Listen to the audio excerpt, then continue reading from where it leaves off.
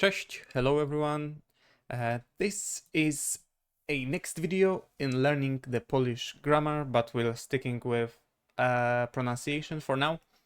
And this is the penultimate video about the pronunciation. It's about consonants, as you can guess from the title.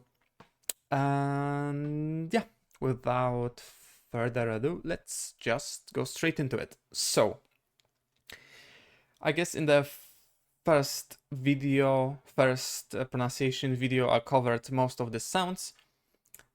That's why we'll maybe just quickly go into the more detailed rules and the sounds that are maybe more difficult for the English speakers.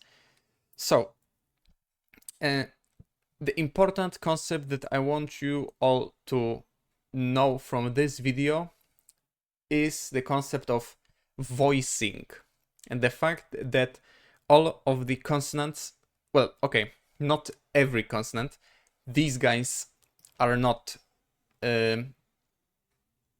important in the voicing manner, but whatever happens in this table deals with consonants split into two groups.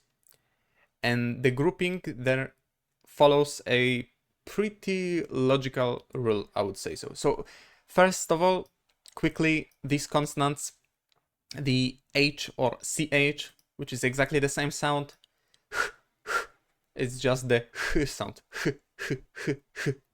right? The W, L, it's just W, like in English W, like in water, like W, right? Then we have our R, which is stronger and rolling in Polish, so r sound, r.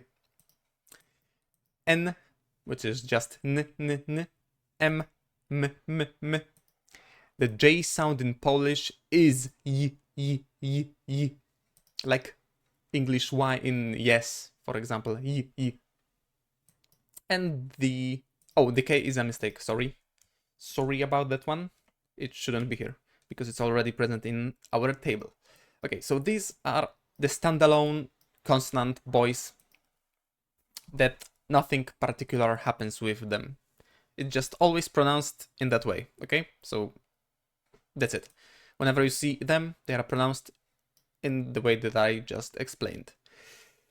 But now, there are the other dudes, the other consonants in the Polish language are grouped into either voiced or voiceless category. And they are present in these categories in pairs. By that I mean that, for example, B is strongly tied to P. You can say that P is a voiceless counterpart of B. Or the other way around, the B is a voiced counterpart of P. Make sense? So, P is like voiceless B, or B is like voiced P. Okay? That's just how it is. It's just how they exist. They exist in a more grammar-focused way. Of course, in casual speech, in everyday life, you don't have to realize this. You don't need this knowledge, yeah? But it just makes sense to learn it in a proper grammar way, I guess. To just get used to a singular rule.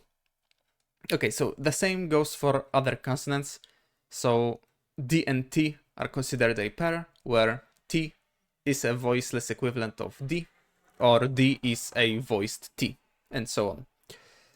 And the same with G and K, W and F, or W and F, Z, S, Ż, Sz, Zi, Si, Dż, Č, Dzi, Ci, Dzy, C.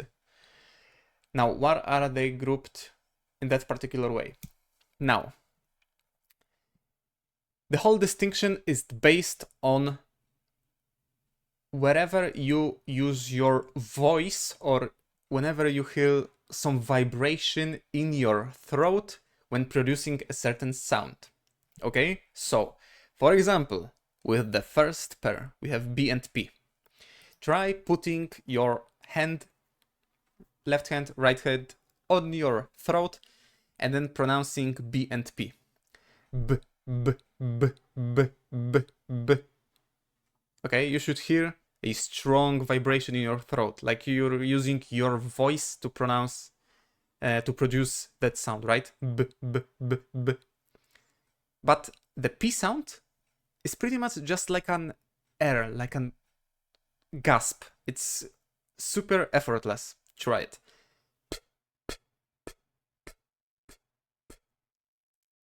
Now, in a pair. B, b, b, b.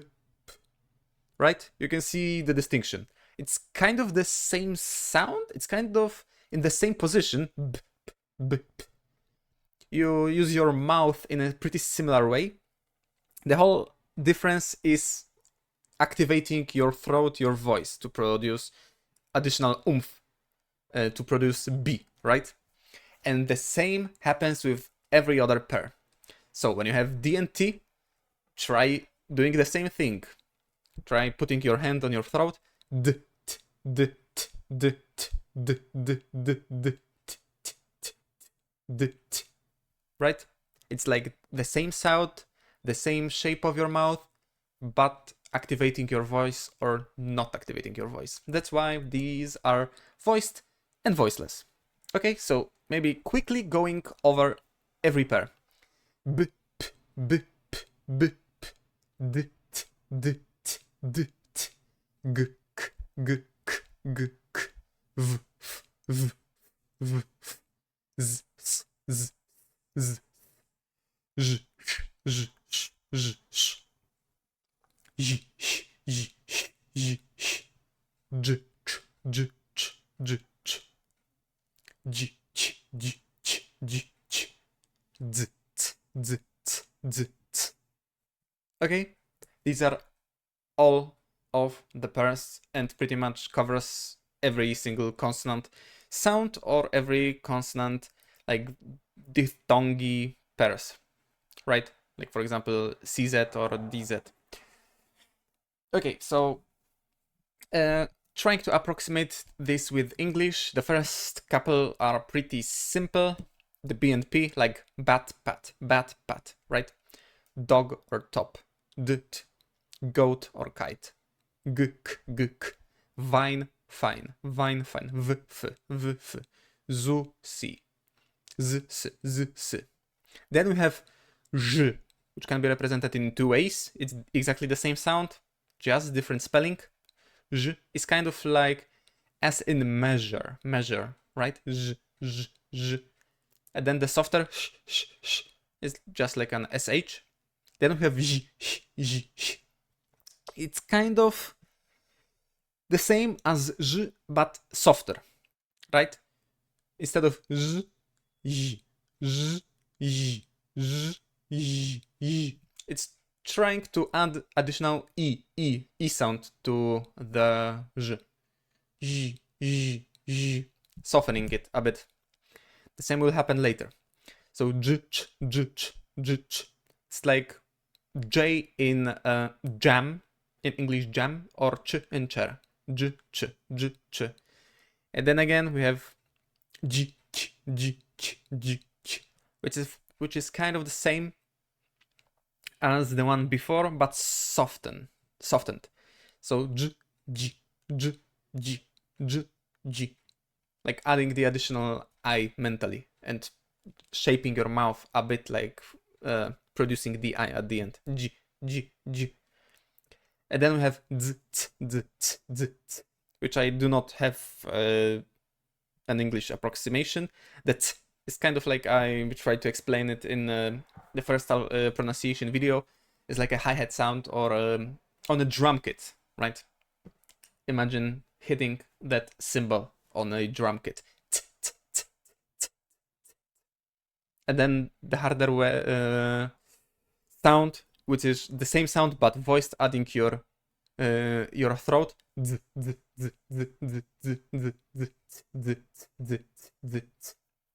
Okay, great. So these were all of the sounds of the Polish language, now including the consonants in this video. The last thing I want to stress is, why do we even have the distinction between the voiced and voiceless? You might ask yourselves, and it's a pretty good question actually. So we group them in this particular way because the Polish is not 100% phonetically consistent, and the only way in which it is not consistent is when dealing with two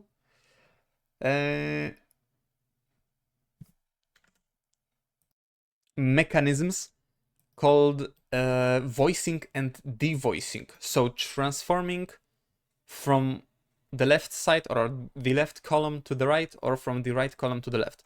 What does it mean? I will go over this quickly, or as quick as I can, but still explaining it thoroughly. So there are three ways in which the transformation can occur. Again, the transformation is changing the sound from the left column to the right, or from the right column to the left. Changing it in a non-obvious way.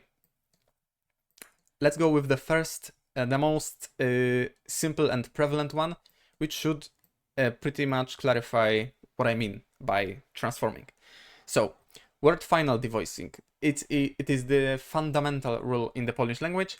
A voiced consonant at the very end of a word is pronounced as its voiceless counterpart. This rule is almost universally applied in the standard Polish. And it is what it is said right there. So, for example, when you have the word bread, as you can see, the final consonant is a B sound. And the rule says that any voiced consonant in the final position, okay, so voiced consonant, is B voiced consonant? We look here, yes it is. Or the other way to try and figure it out is to use your throat to produce that consonant. B, b, b. Yes, I can feel the vibration in my throat. So it is a voiced consonant, okay? A voiced consonant in the final position of a word becomes voiceless. So, what does it mean? It means that if you write a word with a B at the end, it is b, b, b, voiced. It is pronounced with the voiceless counterpart, which means p, p, p. So, chleb. So, okay. Chleb is pronounced as if it were chleb. I did it accidentally because, well, I'm just used to it because I'm a native Polish speaker, right? So, it is written with a voiced consonant, but it is pronounced with the voiceless counterpart. Why? Because it's at the end of the word. That's it. That is the rule. Same thing. We have this little guy, the Z with the dot. Is it a voiced consonant? Z, z, z. Well, yeah, I use my throat to produce the sound. Okay, so it is voiced, but you will use the softer version at the end of the word. So it will be mąż, mąż. This word is mąż, mąż, mąż, right? Then we have a knife. Again, the same dude. Ż, ż, ż. Nóż, nóż. Actually, this is... both use can be used here, I guess. Because they produce the same sound, right? Nóż, nóż, nóż. Then we have a god. In Polish, it's Bóg, Bóg. Why? Because we have G at the end of the word, but G is harder. G, g, g, g, g, g, g, g. We use our throat. Therefore, we have to use the voiceless counterpart, Bóg, Bóg, Bóg, Bóg. So, maybe trying to explain it in a different way. Every single consonant will be soft at the end of the word. That's it. If these pairs make logical sense to you, and you can freely navigate between the voiced and voiceless, or yeah, if you don't have to remember these pairs to transform from B to P, D, T. I'm not sure how it is for for you and for native English speakers or other European languages speakers, you can always just remember that it will be the softer sound, and maybe you will just figure it out on your own, or maybe you will have to learn these pairs. Just brute force learn it. Then we have last example I want to clarify is code. In Polish, it's of course with the D at the end, but we always say the voiceless consonant at the end, so it will be pronounced like kot, kot, kot. But there's a tricky thing, that there are actually two words in Polish written like this. The first one is the code that is present here, right? And this one means a cat. Okay, so code and a cat. So how do you figure out if you're saying kot, if you're meaning the cat or the code? Well, the first thing is obviously the context. So context can help clarify a lot about the intended word. And the second thing is what can happen really rarely, but can happen sometimes with the native speakers, is clarifying the last consonant by speaking it, I guess, in a more exaggerated way. So, for example, when you want to say that, I don't know, my password is kot, and someone says, no, it's wrong. No, I mean code. You know, when you want to clarify that it is a word with the D at the end, you will just say it like, you will say it in a wrong way, but just exaggerate to make it clear which word you meant to use. I hope it makes sense, right? Otherwise, you stick with the rule and the context works in 99% of the cases. Okay. So it took a bit, but I guess it's not that easy for the English speakers to grasp. But now let's go over number 2 and number 3. The second and third way in which these transformations occur. And I hope they make sense now, so we will go quicker a bit now.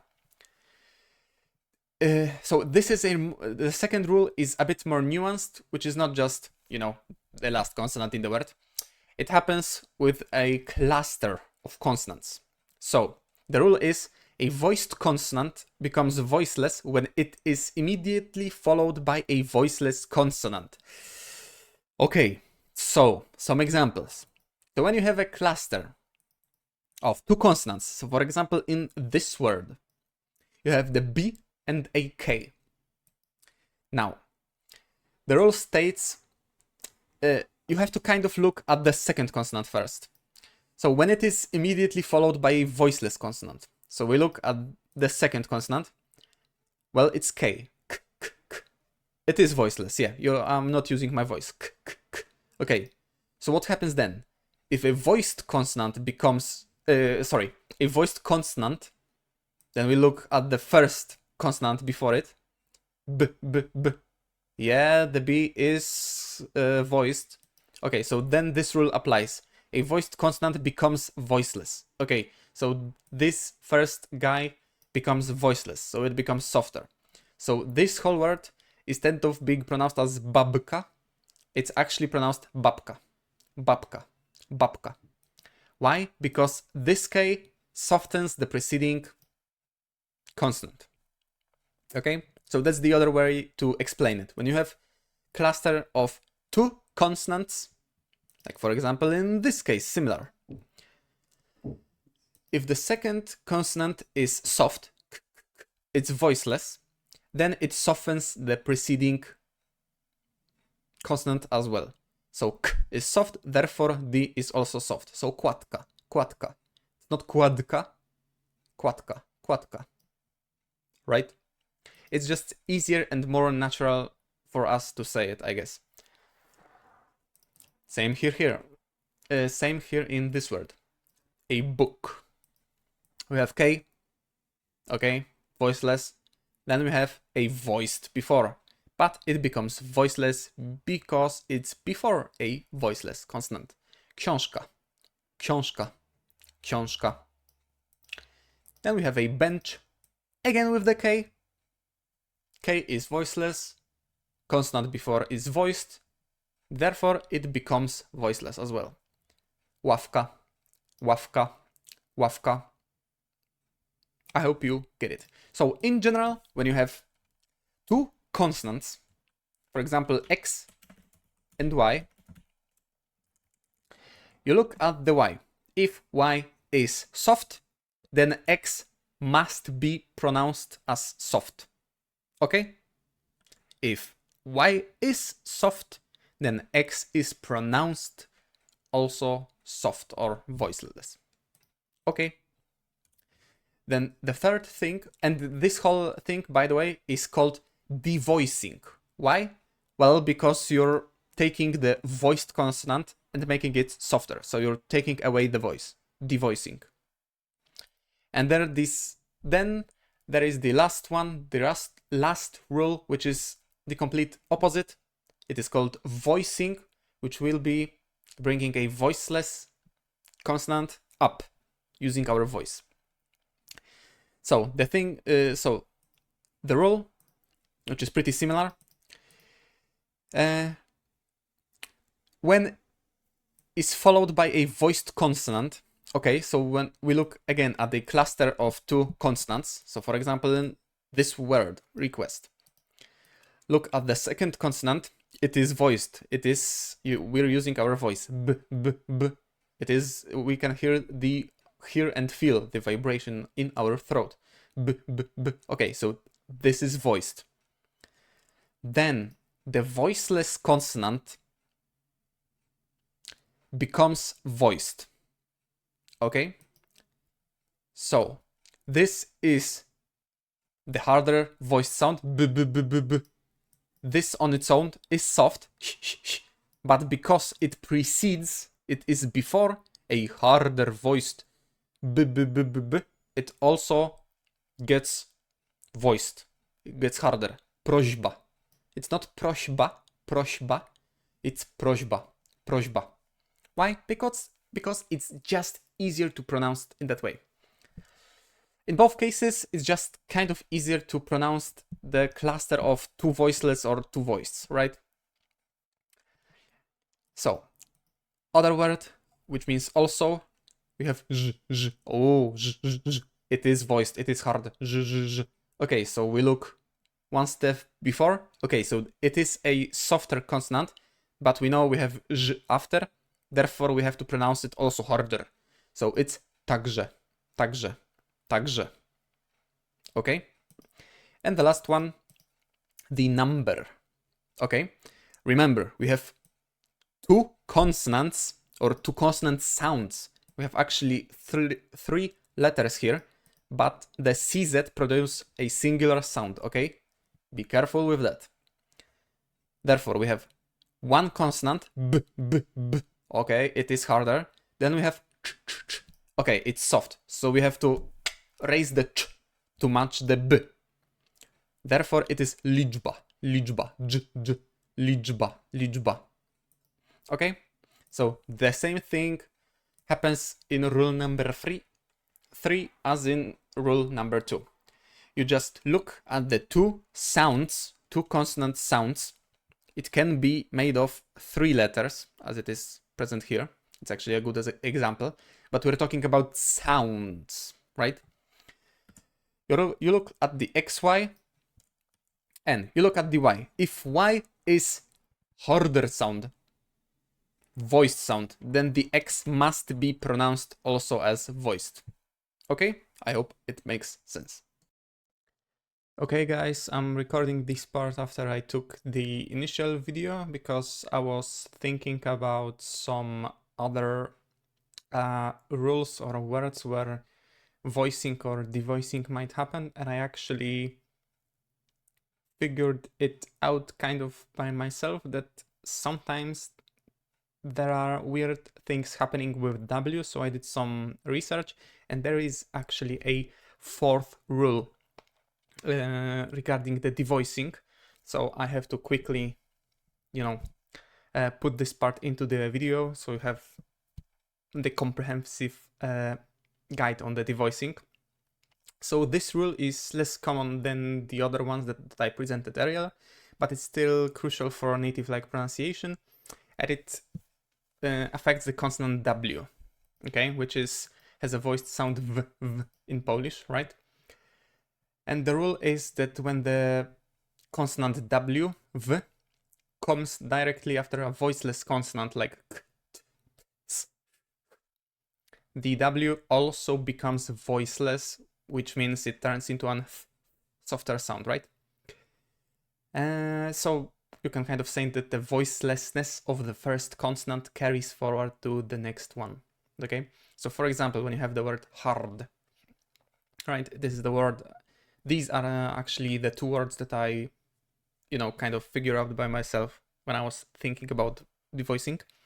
So there is a voiceless T at the beginning of the word, obviously, and then the T is followed by the voiced W.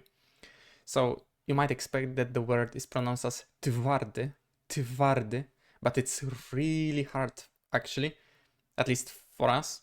It is absolutely unnatural to, after the softer sound, to force this hard v sound, okay? So probably that's why there is this thing that the voicelessness of the T forces the W to become the softer f sound.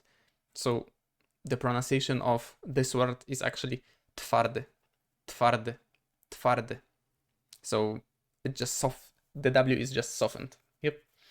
So then again, we have the fortress, and it has the same logic. There's also a T before the W.